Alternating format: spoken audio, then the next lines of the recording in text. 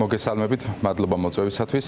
ჩვენ ამ დოკუმენტის მომზადებაში არა ვართ ჩართულები, თუმცა კონსულტაციები რა თქმა უნდა მიმდინარეობს. ეს არაერთხელ იქნა საჯაროდაც დაფიქსირებული, რომ ჩვენ ღია ვართ ნებისმიერ კონსულტაციისთვის, ნებისმიერ იმ ადამიანთან, ის იქნება პოლიტიკური პარტიის წარმომადგენელი თუ ეს იქნება სამოქალაქო საზოგადოების წარმომადგენელი, ვინც დაინტერესებულია ამ ქვეყანაში ივანიშვილის რეჟიმის შეცვლით და დემოკრატიული სისტემაზე ქვეყნის გადაყვანის. რა თქმა უნდა, ესეთ კონსულტაციებში ჩვენ ყოველთვის ვიღებდით მონაწილეობას და მივიღებთ ესეთ მონაწილეობას. თუმცა, აი კონკრეტულად ამ დოკუმენტის მომზადებაში და მასზე ვთქვათ შედგენაში ამ ნაწილში არა ვართ ჩართული. არც იცნობთ შინაარს. აი მხოლოდ იმ ნაწილში, რაც საზოგადოება იცნობს და რა თქმა უნდა შიდა კონსულტაციები, რაც არსებობს პარტიებს შორის და სხვა სუბიექტებს შორის, რა თქმა უნდა ამ ნაწილში ვიცით და გვესმის იდეები თუ რას აჟღერებს მათ შორის თქვენი წინა სტუმრები, რაზეც აქტიურად საუბრობენ. ხო, თუ მთავარი კონცეფცია და როგორც ირკვევა, მთავარი ხაზი ამ დოკუმენტის იქნება ის, რომ რაღაც ერთობლივი გაერთიანებული ძალებით, ერთიანი კოორდინაციით პროდასავლურმა ძალებმა იბრძოლოთ ბიძინა ივანიშვილის რეჟიმის ჩამოშლისთვის, თუ იმისთვის კონკრეტული ნაბიჯები გადადგათ, რომ რეჟიმს მოუწიოს უკან დახევა, რეჟიმის პატიმრების გათავისუფლება და ახალი არჩევნების ჩანიშვნა, ამ შემთხვევაში თქვენი ხელმოწერა იქნება ამ დოკუმენტზე?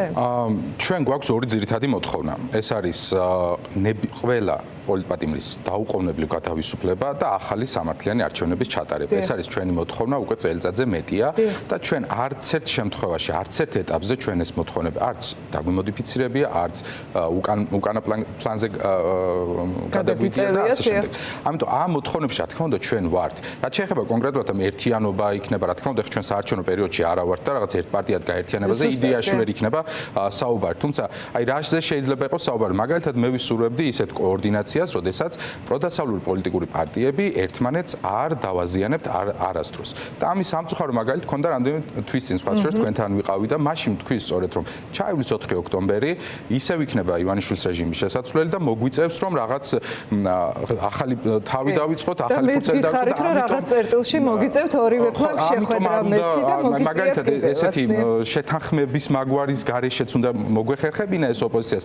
ეს ჩვენ არ გვეხება პირდაპირ ვიტყვი, იმიტომ რომ არასდროს არც ერთ პროდასავლურ ოპოზიციურ პარტიას ჩვენ არ დავსხმევართ თავს არასდროს. ჩვენ გვაქვს პრინციპი, რომ თუ ეს იქნება ერთი კონკრეტული ადამიანი, თუ ეს იქნება რომელიმე პოლიტიკური ორგანიზაცია, მიდის იმ გზისკენ, რომ შეცვალოს რეჟიმი, შესაძლოა ჩვენ მასთან გვქონდეს სტრატეგიული განსხვავებები, თუმცა ჩვენ მას არ დავაზიანებთ. აი ესეთი კოორდინაცია, რა თქმა უნდა, ეს შეგვიძლია დოკუმენტზე ხელის მოწერის გარეშეც ვთქვათ, იმიტომ რომ ამას ჩვენი სადაც აქამდეც ვასრულებთ. კი ბატონო, ხო, თუმცა მანამდეც ახლა შეგვიძლია ჩვენ გავიხსენოთ, რომ რაღაც ტიპის შეთანხმებები იყო ამ ართანამშრომლობის ნაწილში, უბრალოდ მე აღმოჩნდა, რომ ყველა სხვადასხვანაირად ესმოდა ეს ართანამშრომლობის ნაწილი და ალბათ მნიშვნელოვანი იქნება უფრო მეტი კონკრეტიკაც იყოს და აღსრულების მექანიზმებიც რაღაცა სხვა ფორმით გაიწეროს, იმიტომ რომ როგორც ჩანს, ხო. დიახით, შეგაწყვეტინეთ, შეგახსენებთ მაგალითად, როდესაც ეს არჩევნები დასრულდა, იყო მაშინაც ეს იდეა, რომ გამარჯვებული 4 კოალიცია ყოფილიყო ერთად და ემუშავა ერთად, მათ შორის როგორც საშინაო ფრონტზე, ისე საგარეო ფრონტზე.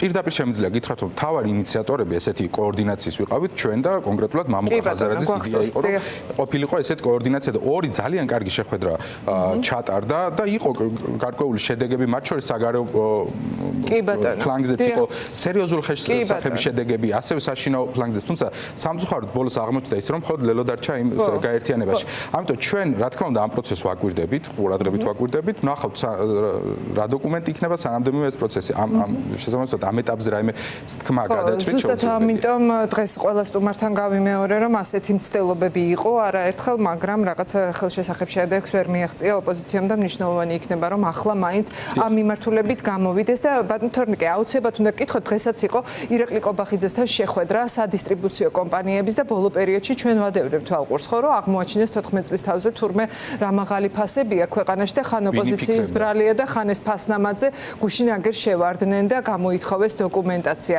აი რას ფიქრობთ მთელ ამ პროცესზე, რას მოიტანს ეს ან რისთვის არის ასეთი აქტიურობა თქვენი? ეს პროცესი ჩემი აზრით არის გაგრძელება მთელი ამ პოლიტიკის, რაც აქვს ქართულ ოცნებას. ანუ როდესაც არის რაიმე პრობლემა, ამ პრობლემაში დამნაშავე არის ვიღაც სხვა და არა ქართული ოცნება. არასდროს არაფერზე ისინი არ არიან დამნაშავეები. მათ შორის არც ფასებზე თურმე. ახლა ფასებთან დაკავშირებით, რა თქმა უნდა, ამ ქვეყანაში არის ძალიან მაღალი ფასები.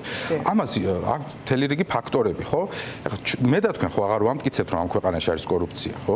აღარ დარჩა მაღალი თანამდებობის ყოფილი პირი, რომელიც ან ციხეში არ არის, ან მასზე კადრებად გვაჩვენეს აკერ მილიონები და ბრილიანტის ბრელოკები. რომელიც იყო 5 წელი ამ ქვეყნის პრემიერ-მინისტრი, აღიარა. საპროცესო გარიგება და ანუ აღიარა მან რომ დეტალები რა თქმა უნდა არ ვიცი, თუმცა თანამდებობაზე ყოფნის დროს რაღაც იყო კორუფციული გარიგებებში. აღიარა, ხო? ამას მე და თქვენ აღარ ვამტკიცებთ. არსებობს ადამიანები, რომლებიც ციხეში ხედავენ მაღალი თანამდებობის პირები, მათ შორის ისინი, რომელთაც უნდა ებრძოლათ კორუფციის წინააღმდეგ, ხო? კორუფცია არის ერთ-ერთი მთავარი ფაქტორი, რაც ფასებს ზრდის. ასევე ხა მთავარი ფაქტორი ერთ-ერთი არის მაღალი გადასახადები, რაზეც საუბრობენ ხა ექსპერტები საუბრობენ და სპეციალისტები ამ საკითხზე, ხო?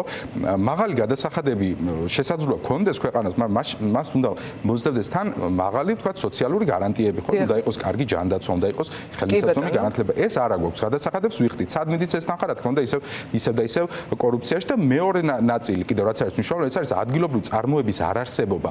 ნებისმიერ ჩვენგანი რომ შევიდეთ ახლა სუპერმარკეტში, ვნახავთ რომ 90%-ზე ჩვენ იმპორტ დამოკიდებული ქვეყანა ვართ, კი, რა თქმა უნდა ეს გვიძვირებს პროდუქციას. აი ერთი მარტივი მაგალითი მინდა მოვიყვანო.